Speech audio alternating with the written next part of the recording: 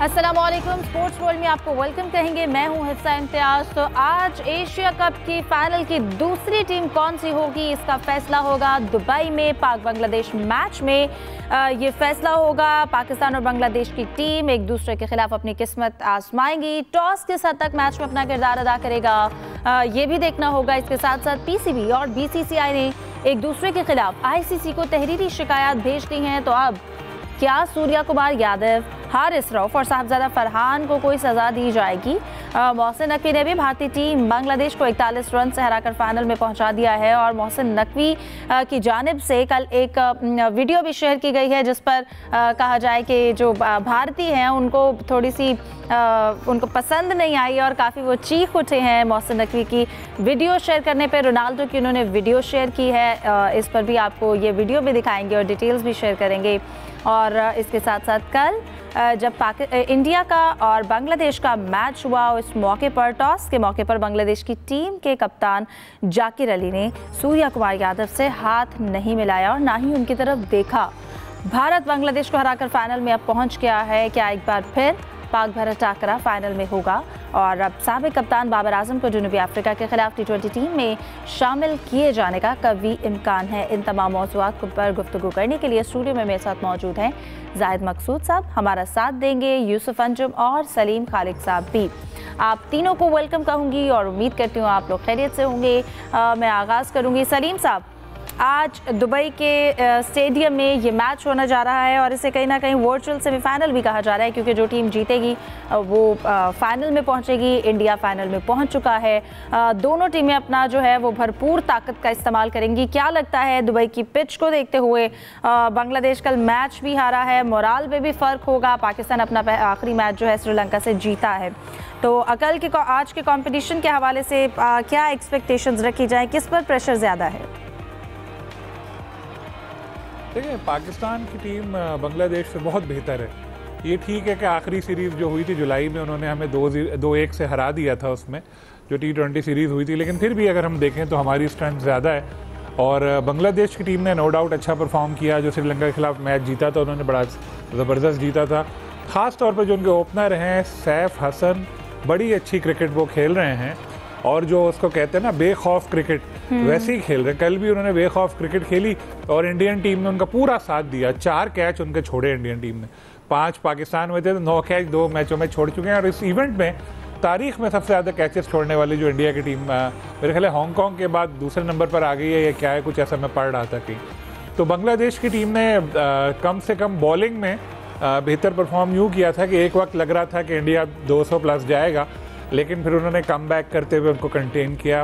Batting में शुरू में स्टार्ट अच्छा था, लेकिन ज़ाहिर है हमें यही आइडिया था कि इंडियन बॉलिंग काफ़ी स्ट्रॉन्ग है, वो उनको कंट्रोल कर लेंगे। वही हुआ, स्पिनर्स के बल पे उन्होंने कंट्रोल कर लिया। अब पाकिस्तान के पास भी अच्छा मौका है कि पहली बार इंडिया के ख़िलाफ़ फ़ाइनल खेले एशिया कप का। अब तक पाकिस्तान टीम गालिबन 5 बार फाइनल में गई है या 4 बार, कभी भी इंडिया से मैच नहीं हुआ। 2 बार हमने टाइटल जीता है, लेकिन ये सब वनडे के थे। पहली बार इंडिया से हमारा फाइनल होगा। और जो एक स्क्रिप्ट बनाया था एशियन क्रिकेट काउंसिल ने, या जिसने मनोवन उस पर अमल हो रहा है। स्क्रिप्ट में इस सेंस में कहूँगा कि उन्होंने सोचा था कि यार टीवी का कॉन्ट्रैक्ट हो गया बड़ा ज़बरदस्त, अब हम ऐसा बनाएंगे पूल कि पाकिस्तान और इंडिया को साथ रख के 2 हल्की टीमें रखेंगे। पाकिस्तान और इंडिया A1 A2 तो बन जाएंगे। सेकंड राउंड में अगले इतवार को उनका दूसरा मैच हो जाएगा। बाद में फिर इंडिया तो पहुंच जाएगी, शायद पाकिस्तान भी पहुंच जाए, तो तीसरा मैच हो जाएगा। तो अब इम्कान यही है कि जो स्क्रिप्ट था वो पूरा अमल उसमें हो रहा है। वारे न्यारे इंडियन क्रिकेट बोर्ड के भी as a host, Asian cricket council के भी, इंडियन ब्रॉडकास्टर के भी, और अगर पाकिस्तान ने इंडिया को हरा दिया तो पाकिस्तान के भी। तो अब तक अच्छा सिग्नल है। वैसे आपस की बात है हिफ्जा, अगर पाकिस्तान पहुंच गया फाइनल में तो वाकई बड़ी हमें भी हैरत होगी कि इस पूरे टूर्नामेंट में हम लोग क्रिटिसाइज ही करते रहे अपनी टीम को, क्योंकि हमारी टॉप ऑर्डर बैटिंग बुरी तरह नाकाम रही थी, हमारी बॉलिंग भी एवरेज रही, लेकिन फिर भी अगर हम फाइनल पहुंचेंगे बहुत बड़ा एक बात होगी। तो आई होप आज हमारी टीम आसानी से ज़ेर कर लेगी बांग्लादेश को और पहली बार इतवार को लोगों को देखने को मिलेगा इंडिया वर्सेस पाकिस्तान फाइनल। बिल्कुल हम उम्मीद करते हैं, लेकिन उसके लिए फाइनल में पहुंचने से पहले जाहिद साहब आज का इम्तिहान जो है पाकिस्तान का उसको जीतना बहुत ज़रूरी है। सैफ हसन की विकेट हमारे लिए कितनी ज़रूरी है? अब तक बांग्लादेश की तरफ से इस टूर्नामेंट में सबसे ज़्यादा उन्होंने रन्स बनाए हैं, 160, एक अच्छी फॉर्म में है। तो ऐसी विकेट्स, तौहीद हरीदौर की बात करें तो आपको क्या लगता है ये विकेट्स लेना जल्दी पाकिस्तान के लिए कितना ज़रूरी है? क्या स्ट्रैटेजी होनी चाहिए हमारी बॉलिंग की? देखें हिफ्ज़ा, पहले तो दोनों टीमों का थोड़ा सा कंपैरिजन आपको बताऊं कि आज तक बांग्लादेश की टीम जो है वो बांग्लादेश के बाहर पाकिस्तान से T20 नहीं जीत सकी। सिर्फ एक मैच जीता था जो एशियन गेम्स में हुआ, वहाँ पाकिस्तान की B टीम गई थी। तो इसके अलावा 4 मैचेस जीते हैं, टोटल 5, और वो चारों मैच उन्होंने ढाका में जीते हैं, मीरपुर में, यानी अपने होम ग्राउंड पर अपनी कंडीशंस में। और जो पिछली सीरीज़ थी वो साहबजादा फरहान ने जो तीसरे मैच में 63 रन गलबन बनाए थे, उसके सबब और पाकिस्तान की बैटिंग चल निकली थी, पाकिस्तान जीत गया था। अलबत्ता 2 पहले मैच बांग्लादेश जीता था, जिसमें आपको याद होगा पहले मैच में 15 रन पे पाकिस्तान की 5 विकेटें भी गिर गई थी। तो बाहर देखा जाए बांग्लादेश से बाहर तो पाकिस्तान और बांग्लादेश का कंपैरिजन बनता नहीं है। पाकिस्तान बहुत मजबूत दिखाई देता है, लेकिन हालिया दिनों में बांग्लादेश की टीम अच्छा खेल पेश कर रही है। फिर अच्छा खेल पेश करने के साथ साथ जो पाकिस्तान का ट्रैक रिकॉर्ड है वो कभी कभी हमें डरा देता है कि कभी जो है वो आसमान को छूती हुई दिखाई देती है और कभी ज़मीन पर गिर पड़ती है। और गैर यकीनी की सूरत हाल में बहरहाल मोहतात होकर खेलना होगा। पाकिस्तानी टीम को ईजी नहीं लेना होगा, डू और डाई मैच है, और जो टीम जीतेगी वो ज़ाहिर फाइनल में जाएगी और हारने वाली वापस अपने घर जाएगी। पिछले मैच में जो इंडिया के साथ हुआ, इन्होंने लिटन दास इनके जो कैप्टन हैं वो अनफिट थे, फिटनेस मसाइल की वजह से उनको बाहर बिठाया, लेकिन 4 चेंजेस कर दिए उस टीम ने। हो सकता है उनके जहन में आज हो कि जिनको बाहर बिठाया था और पाकिस्तान को वो ज़्यादा इस लिहाज से अहमियत देते हों कि पाकिस्तान के साथ ज़रा ज़्यादा जोर लगाएंगे, मैच जीत जाएंगे, क्योंकि इंडिया के ख़िलाफ़ तो गालबन शायद आज तक वो 1 मैच जीते हैं। और लेकिन जिनको उन्होंने पार्ट टाइम शामिल किया था, तंजीम साकिब, रिशाद हुसैन, उन्होंने अच्छा खेल पेश किया। अब जो आपने कहा कि सैफ की विकेट या किसकी भी विकेट लेनी, ये डिपेंड करता है टॉस जीत के कौन सी टीम पहले बैटिंग करती है, क्योंकि यहाँ का जो ट्रैक रिकॉर्ड है वो चेज़ करने में ज़्यादा बेहतर है। 168 भी, 171 रन भी यहाँ पे चेज़ हुए हैं और एक अच्छा मुकाबला देखने की तवक्को की जाती है, क्योंकि बांग्लादेश की फील्डिंग काफ़ी अच्छी है। पाकिस्तान को भी फील्डिंग पे तवज्जो देनी होगी, और बाकी तो यहाँ पे जो रद्द अमल है आपको पता लोगों का डिफरेंट है। तीसरी दफ़ा वो इंडिया का सामना करना चाहते हैं, नहीं करना चाहते, लेकिन हम तवक्को करते हैं आज बांग्लादेश से पाकिस्तान जीतेगा और एक दफ़ा फिर जो है सबको फाइनल में पाक भारत मैच जो है देखने को मिलेगा। बिल्कुल ठीक है। यूसुफ, आपको क्या लगता है आज के मैच में टॉस का कितना अहम रोल होगा और पाकिस्तान को पहले फील्डिंग जो है वो सिलेक्ट करनी चाहिए? और अगर नए गेंद की बात की जाए तो मुस्तफिजुर रहमान पाकिस्तानी ओपनर्स के लिए कितना जो है वो ख़तरा हो सकते हैं? देखें, मुस्तफीज़ के साथ तस्कीन अहमद को अगर आज वो प्लेइंग 11 का हिस्सा बनाते हैं तो मेरे ख्याल में वो भी पाकिस्तान की बैटर्स को मुश्किलात का सामना उसमें डाल सकते हैं। लेकिन मजमूई तौर पर चूँकि पाकिस्तान की टीम कदरे बेहतर है बांग्लादेश की टीम से, तो मेरे ख्याल में अगर पाकिस्तान की टीम टॉस जीतती है तो उसको पहले बॉलिंग करनी चाहिए ताकि चेज़ करने में उसको ज़रा आसानी हो। अब तक एशिया कप में जितनी भी टीमों की हमने फील्डिंग देखी तो उसमें कल जो मैच हुआ था बांग्लादेश का इंडिया के साथ, उसमें बांग्लादेश की टीम ने फील्डिंग बहुत कमाल की थी। पाकिस्तान को भी इस किस्म की फील्डिंग करने की ज़रूरत है, क्योंकि इस किस्म के जब टीमों के मैचेस होते हैं डू और डाई वाले, तो उसमें फील्डिंग का किरदार बहुत अहम होता है। पाकिस्तान ने चूँकि अच्छा स्टार्ट किया था श्रीलंका के खिलाफ, इसलिए मेरे ख्याल में आज पाकिस्तान की टीम फेवरेट के तौर पर मैदान में उतरेगी। लेकिन वही हमने हमेशा जिक्र करते हैं कि जो पावर प्ले का इस्तेमाल है वही मैच का डिसाइड कर देता है कि जो टीम पावर प्ले में अच्छी पोजीशन अच्छी रखती है, खासतौर बैटिंग करते हुए बाद में, तो उसकी कामयाबी के इम्कान भी यकीनी तौर पर बेहतर होते हैं। आज जिस तरह फ़खर जमान और साहबजादा फरहान से बहुत ज़्यादा उम्मीदें वाबस्ता हैं कि वो भी इस बार पाकिस्तान टीम के लिए अच्छी पार्टनरशिप कायम करेंगे और फिर पाकिस्तान टीम के लिए कम से कम वो जो अगर 170 रन का टारगेट भी अगर पहले बैटिंग करते हुए दे तो उसमें पाकिस्तान टीम की कामयाबी बेहतर हो सकती है। सही। सलीम साहब, आपकी जानिब आऊँगी। बांग्लादेश के अगर हम मोराल की बात करें, कल वो इंडिया से मैच हारे, लेकिन फिर भी इंडिया ने 168 रन्स बनाए। आपको लगता है कि इंडिया को भी यकीनन जो बांग्लादेशी बॉलर्स हैं उनके सामने काफ़ी मुश्किल हुई, 8 खिलाड़ी आउट हुए, तो कल का मैच आपको क्या कहेंगे? बांग्लादेश हार गया, लेकिन इंडिया के साथ उसने पूरी तरह से कोशिश की मैच को जीतने की। नो डाउट, बिल्कुल ऐसा ही है, क्योंकि शुरू में जिस तरह इनकी पिटाई हो रही थी, बांग्लादेश के अभिषेक जिस तरह खेल रहे थे, लग रहा था जैसे 180, 90, 200 कितने भी बन सकते हैं रन, लेकिन बाद में उन्होंने बहुत अच्छी तरह से उनको रोका और अच्छी बॉलिंग की बांग्लादेश ने, लेकिन बैटिंग में मार खा गए। अभिषेक ने तो वैसे ही इंडिया पूरा मौका दे रहा था ओवरऑल टूर्नामेंट में भी और कल के मैच में भी उन्होंने 75 रन की धुआंधार इनिंग्स खेली, तो अभिषेक शर्मा तो वैसे ही हावी रहे बांग्लादेश की टीम पर।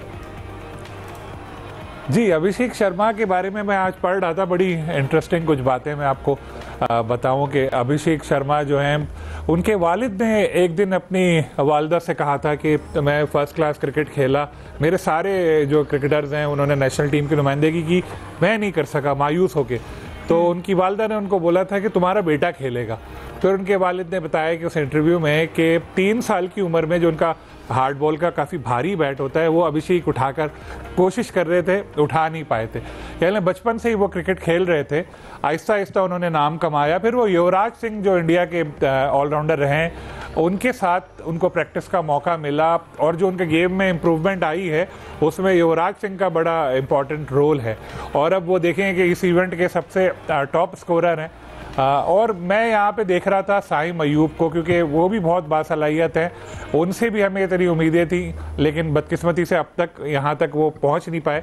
लेकिन बहरहाल साहबजादा फरहान ने बेहतर परफॉर्म किया है, नंबर 2 पे वही हैं, नंबर 3 पर है, नंबर 2 पे तो अब सैफ आ गए, 4 रन का ही दोनों में फ़र्क है। तो हमारा जो आज मैच है इसमें हमारे ओपनर साहबजादा, उनके ओपनर सैफ, इनका बड़ा इंपॉर्टेंट रोल होगा अगर हम फॉर्म को देखें। लेकिन साहबजादा को एक चीज़ देखनी पड़ेगी कि यार ये 30, 40, 50 करके तुम्हें वापस नहीं जाना। ये T20 क्रिकेट में भी अब बड़ी इनिंग्स देखने में आ रही है, 120 भी करते हैं लोग, 130 भी करते हैं। कोशिश तो करो, यहाँ कंडीशंस ऐसी नहीं है, लेकिन चलो 80-90 तो करो। फिर भी इतने रन वो कर रहे हैं। साथ में अगर हम देखें फ़खर, हमारे फ़खर पाकिस्तान है वो, उनकी भी बड़ी इनिंग ड्यू है। साइम का जिक्र हो गया, हारिस, सलमान अली आगा, काफ़ी सारे ऐसे प्लेयर्स हैं। अब उम्मीद ही है कि आज चल जाएं ये, और फिर कल जब हम इतवार वाले दिन हम फाइनल खेलने का मौका मिले, फिर ऐसी कोई परफॉर्मेंस सामने आए, और फिर क्या ही ज़बरदस्त मनाजिर होंगे उस वक्त। मैं तो बस ये सोच रहा हूँ। बिल्कुल जाहिद साहब, आपको लगता है कि कल बांग्लादेश की तरफ से फील्डिंग में कोई ऐसी मिस्टेक जहां पर जो उनके लिए महंगी भी साबित हुई? क्योंकि अगर हम बॉलिंग की बात करें भारत की, कुलदीप यादव की कल उन्होंने अच्छा स्पेल करवाया, 3 विकेट लिए, 18 रन जो हैं वो दिए, यकीनन उन्होंने ग्रिप रखी मैच पर अपनी। यूज़ा देखें, कुलदीप यादव का आपने जिक्र किया, खैर अभी तो पाकिस्तान बांग्लादेश का मैच है, इसके बाद ज़ाहिर है इंडिया का सामना करना है। कुलदीप ने ओवरऑल इस इवेंट में बहुत अच्छी बॉलिंग की है, 2 मैचों के मैन ऑफ द मैच रहे, 1 मैच में उनको रेस्ट दिया गया, कल भी गालबन उन्होंने 18 रन दिए और 3 विकेटें ली। लेकिन अभिषेक को क्योंकि 75 रन बनाए थे और बड़ी जारहाना इनिंग्स थी, उनको मैन ऑफ द मैच करार दिया गया। तो फील्डिंग का जहाँ तक आपने जिक्र किया, श्रीलंका की आउट क्लास थी फील्डिंग, अगर आपने देखी हो। इंडिया ने काफ़ी कमज़ोर की, काफ़ी गलतियाँ की 2-3 मैचों में, गालबन 4 और 5, 9, 10 कैचेस जो इंडिया की टीम ड्रॉप कर चुकी है। कल के मैच में भी, बल्कि हर मैच में एक कैच जो है बड़ा रोल प्ले करता है। एक बड़े खिलाड़ी का जब कैच ड्रॉप होता है तो फिर वो ज़ाहिर है बड़ा स्कोर करता है। यहाँ पे अगर देखा जाए जो T20 पाकिस्तान या इंडिया में होती है, वहाँ 200 प्लस स्कोर हो रहा होता है और कई सेंचुरियाँ बनती हैं। अभी तक एशिया कप में आप देखें कि कोई भी सेंचुरी नहीं बनी। तो ज़ाहिर है पहले खेलने वाली की टीम को अगर कोई 175, 180 करती है, फिर कहा जा सकता है कि बाद में आने वाले के लिए चेज़ मुश्किल होगा, वरना 165, 170 का यहाँ पे चेज़ जो है वो हो रहा है। अब डिपेंड करता है कि कौन सा प्लेयर जो है, कौन सा कप्तान पहले टॉस जीतता है। जहाँ तक बैटिंग का पाकिस्तान का तल्लक है, साइम अयूब जो है एक बेहतरीन मौका है, अच्छा स्कोर करें। ख़ास तौर पर हम सलमान अली आगा पे तनकीद भी कर चुके हैं, और लेकिन उनके तरफ ड्यू है कि अच्छा ना सिर्फ बॉलिंग भी करें वो, बल्कि उनके अच्छा स्कोर भी करें, क्योंकि कैप्टन जो है आपको नज़र आएगा कि लड़ते हुए और बड़ा स्कोर करते हुए फिर टीम का भी मोराल अप हो जाता है। और बाद में मोहम्मद हारिस हैं जिनका बैटिंग ऑर्डर अक्सर चेंज हो जाता है, कभी 1 डाउन आते हैं, कभी फिर उनको नंबर 7 पे भेज दिया जाता है। लेकिन हारिस से तवक्को की जाती है कि अगर थोड़े भी ओवर्स मिलें तो बड़ा स्कोर करने में कामयाब हों। और मुझे लगता है कि अगर मे भी कोई चेंज की भी गई तो हो सकता है कि हसन नवाज़ को टीम में वापस लेके आएँ। इसके अलावा कोई ज़्यादा बड़ी चेंज दिखाई नहीं देती फ़िलहाल। यूसुफ, आज के मैच से और जो कल बांग्लादेश की मैच में परफॉर्मेंस रही इंडिया के साथ, आपको क्या लगता है? इंटेंट नज़र आई हमें बांग्लादेश में वो, क्योंकि एक टाइम पर उन्होंने इंडिया को टफ टाइम भी दिया, कुछ विकेटें इंडिया की कह लें कि ज़ाया भी हुई, वरना नॉर्मली वो ऐसी टीम जो कमज़ोर हरीफ हो उसके खिलाफ मैच जल्दी वाइंड अप करते हैं। लेकिन कल हमें कोशिश करते हुए इंडियन टीम भी नज़र आई। क्या लगता है बांग्लादेश से कहाँ पर गलतियाँ हुई? देखिए, बांग्लादेश की टीम का और कंपैरिजन तो नहीं किया जा सकता इंडिया के साथ, क्योंकि इंडिया की टीम टॉप रैंक टीम है, नंबर 1 है T20 में, और बांग्लादेश की टीम को यकीनी तौर पर उन्होंने कोशिश की कि अच्छी परफॉर्मेंस दें। इंडिया के खिलाफ उनकी जो माजी की परफॉर्मेंस थी वो भी इतनी ज़्यादा अच्छी नहीं थी, लेकिन इसके बावजूद मैं समझता हूँ क्योंकि 4 खिलाड़ी उनके जो सीनियर खिलाड़ी थे वो टीम का हिस्सा नहीं थे, नौजवान खिलाड़ी को मौका दिया गया जिन्होंने अपने तौर पर अच्छा खेल पेश करने की कोशिश की। गलतियाँ मेरे ख्याल में यकीनी तौर पर उनसे हुई हैं, और अगर उनकी जो बॉलिंग का थोड़ा सा बेहतर कॉम्बिनेशन उनको बनाने में कामयाब होते तो मेरे ख्याल में उनके जो परफॉर्मेंस थी बेहतर हो सकती थी। लेकिन फ़र्क वही अभिषेक शर्मा ही उसमें काफ़ी नज़र आए। उन्होंने पूरी इनिंग्स को उन्होंने बिल्डअप किया, जिसकी वजह से उनकी जो प्लानिंग थी वो सारी धरी की धरी रह गई। अभिषेक शर्मा की वजह से इंडियन टीम को कामयाबी मिली, वरना मेरे ख्याल में जिस तरह बांग्लादेश ने फाइट बैक की है, उनकी जो बेहतर प्लानिंग थी, लेकिन वो क्योंकि एक इनिंग्स की वजह से पूरे मैच का पासा पलट गया, तो मेरे ख्याल में इस मैच से यकीनी तौर पर बांग्लादेश की टीम ने भी सीखा होगा काफ़ी चीज़ें, और आज के मैच में वो अप्लाई करेंगे, पाकिस्तान के खिलाफ एक अच्छा कॉम्बिनेशन मैदान में उतारे, क्योंकि ये ना सिर्फ ये मैच उनके लिए अहमियत रखता है, बल्कि एशिया कप में अगर पाकिस्तान और इंडिया का मुकाबला होता है तो उसके लिए फिर उससे पहले बांग्लादेश की टीम पाकिस्तान को अच्छा खासा टक्कर का सामना करना पड़ सकता है आज के मैच में।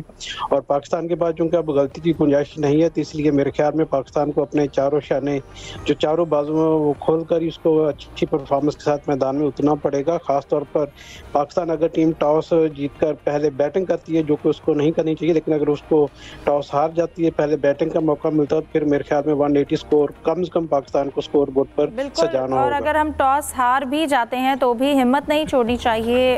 ओपनिंग जोड़ी है उसके ऊपर बहुत जिम्मेदारी आयद होती है कि वो एक अच्छा स्टार्ट दें, क्योंकि उसके बाद जो मिडिल ऑर्डर है उसके ऊपर भी उतना प्रेशर नहीं रहता, क्योंकि अगर बाकी टीम्स को देखा, अभिषेक शर्मा की अगर बात की जाए, अच्छा स्टार्ट दिया उन्होंने, कल 75 रन बनाए और यकीनन मैच पर ग्रिप रखी। डिस्कशन करते हैं एक ब्रेक के बाद, हमारे साथ रहिए।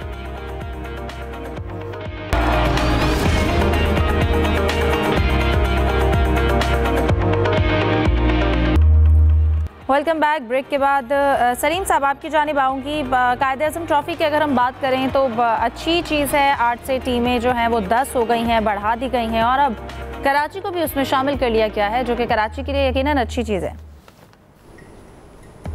कराची की वजह से मेरे ख्याल टीमें बढ़ाई गई हैं, और ये समझ नहीं आ रहा जो पीसीबी का शोबा डोमेस्टिक क्रिकेट है वो कर क्या रहा है। कभी टीमें कम कर देता है, कभी ज़्यादा कर देता है, फिर कम कर देता है। भाई जब तय हो चुका था कि क्वालिफाइंग राउंड से इतनी टीमें आनी हैं, 2 टीमें जो अपने अपने टॉप की हैं, फिर जब आखिरी राउंड हो गया फिर आपको याद आया नहीं 2 टीमें और करनी चाहिए, 2 के बदले 4 करनी चाहिए, क्योंकि कराची की टीमें बाहर हो गई थी दोनों। तो और अगर कराची की टीमें बाहर होती तो हिस्ट्री में पहली बार होता कायद-ए-आज़म ट्रॉफ़ी में कि कराची की कोई टीम फर्स्ट क्लास इवेंट नहीं खेलती। शायद इसी वजह से लास्ट मोमेंट में बोर्ड ने अपना ये डिसीजन चेंज किया। पहले उनको उम्मीद थी कि जो हनीफ मोहम्मद ट्रॉफ़ी हो रही है उसमें 2 जो ग्रुप्स हैं, दोनों में कराची की एक टीम है, कोई ना कोई टीम तो पहले नंबर पर आ ही जाएगी, लेकिन दोनों ही टीमें कराची की नहीं आ सकी, तो ये वजह थी। लेकिन खैर चलें, एक बेहतरी आई कि कराची की टीम को मौका मिल रहा है, 2 टीमें और बढ़ गई हैं, लेकिन परफॉर्मेंस का मेयार बढ़ाना पड़ेगा। अगर कराची की टीम नहीं कर पाती क्वालिफाई तो अब जस्टिफिकेशन नहीं होती, क्योंकि हनीफ मोहम्मद ट्रॉफ़ी में पूरा मौका मिला था, सारे लड़के आप खिला सकते थे, 2-2 आपकी टीमें थी, लेकिन फिर भी जी परफॉर्मेंस वैसी नहीं आई थी। बिल्कुल। जाहिद साहब आपकी जानिब आना चाहूँगी। एशिया कप के ही हवाले से अगर हम गुफ्तगू करें तो एक इशू, जैसे जो पहला मैच हुआ 14 सितंबर के बाद हाथ ना मिलाने का, और फिर BCCI PCB इन पे अंदर काफ़ी तनाज़ा हुआ। अब फाइनली PCB ने भी कंप्लेन किया उनके प्लेयर्स की, और अब BCCI ने भी ICC में कंप्लेन कर दी है।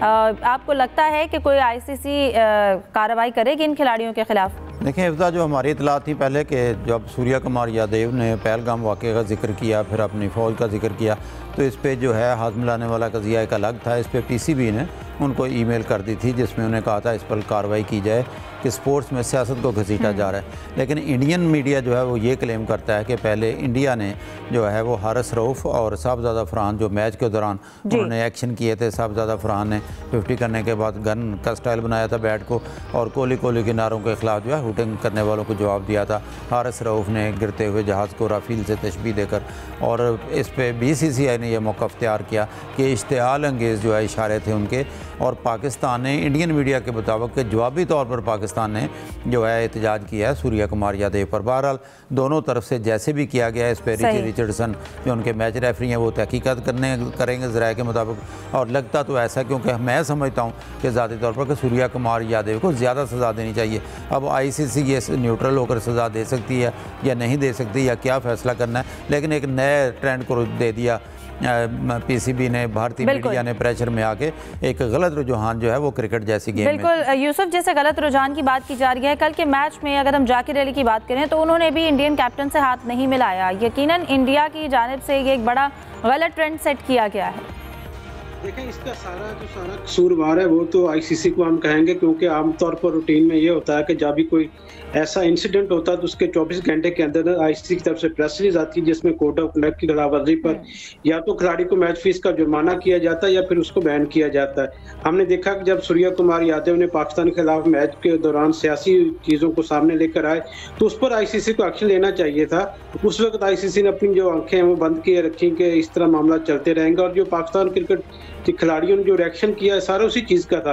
अगर ICC उसी वक्त सूर्या कुमार यादव के खिलाफ कोई एक्शन ले लेती तो मेरे ख्याल में पाकिस्तान की तरफ से भी, साहबजादा फरहान की तरफ से भी और इस तरह की चीज़ें हारसरूफ की जानब से भी नहीं आनी चाहिए थी। ये गलत ट्रेंड सेट किया ICC ने और इसका वो खमियाजा उसको भुगतना पड़ रहा है। और यही वजह कि जो आपने जिक्र किया बांग्लादेश के साथ मैच में जाकिर अली ने उनसे सलाम नहीं लिया, तो ये रवायत है खेल की कि आपने सलाम लेना होता, लेकिन ICC और खासतौर पर इंडियन टीम की जो एक हद दरमी उसकी वजह से ये चीज़ें सामने आ रही हैं। इससे मेरे ख्याल में खेल को नुकसान होगा। इस पर ICC को जितनी जल्दी एक्शन लेना चाहिए। अच्छी बात है कि पाकिस्तान क्रिकेट बोर्ड ने भी बाकायदा तौर पर इसकी जो कंप्लेंट है वो लॉन्च की है, जबकि दूसरी जानब इंडिया ने भी की है ताकि मामला बराबर किया जा सके। तो मेरे ख्याल में ये चीज़ें हैं, सबसे पहले सूर्या कुमार यादव को पनिशमेंट देने की जरूरत, इसके बाद चीज़ों को देखना चाहिए कि एक एग्जाम्पल सेट करनी चाहिए ताकि आगे जो इंटरनेशनल मैचेस हैं, इवेंट्स है, उस पर इसका असर ना पड़ सके और पहले से एक एग्जाम्पल सेट हो जाए। सलीम साहब, शॉर्ट कमेंट चाहूँगी। अफ्रीका के खिलाफ जो हमारी एक भरपूर सीरीज स्टार्ट हो रही है T20 टेस्ट वनडे की, उसमें T20 में ये कहा जा रहा है कि बाबर आजम को फिर से शामिल किया जाएगा। क्या हालिया परफॉर्मेंस ने उनकी याद दिला दी है टीम को? बिल्कुल, पहले ही याद आ गई थी उनकी, और मुझे पता चला बावसूख ज़राए से कि PCB ने कोशिश की थी कि एशिया कप के लिए उनको भेज दिया जाए, लेकिन ज़ाहिर है रूल ये होता है कि अगर आपके स्क्वाड का कोई मेंबर इंजर्ड हो तभी आप तब्दीली कर सकते हैं, इसलिए वो नहीं जा सके।